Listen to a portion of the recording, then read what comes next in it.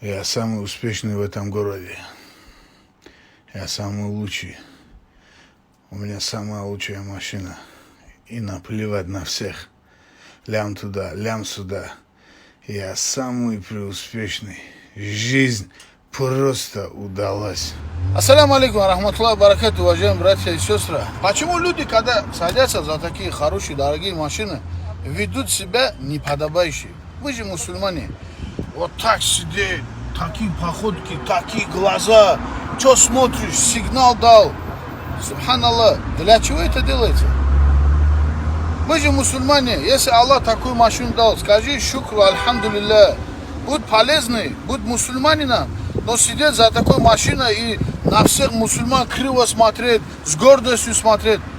Мы же знаем, что у кого хоть гордость, пылинки есть, в рай не войдет. Смысл хадиса пророка, саллаллаху алейхи вассалям. Какая бы у тебя машина не была, если у тебя сердце гнилое, что ты сделаешь, брат? Ты думаешь, от того, что ты за такую машину сел, ты лучше?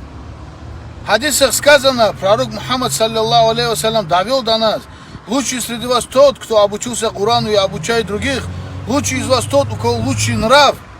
Разве нрав бывает хороший, когда человек садится и вот так на всех кидается? Чем ты кичишься? Это железо, завтра в аварию попадешь, ударишь, что-нибудь сделаешь. И что? Где это твоя машина? Где гордость? Ты сам сгниешь в могиле, и эта машина тоже заржавеет. Так где наслаждение? Разве это этого стоит? Давайте же задумаемся над этим. Вассаляму алейкум, рахматуллахи баракату.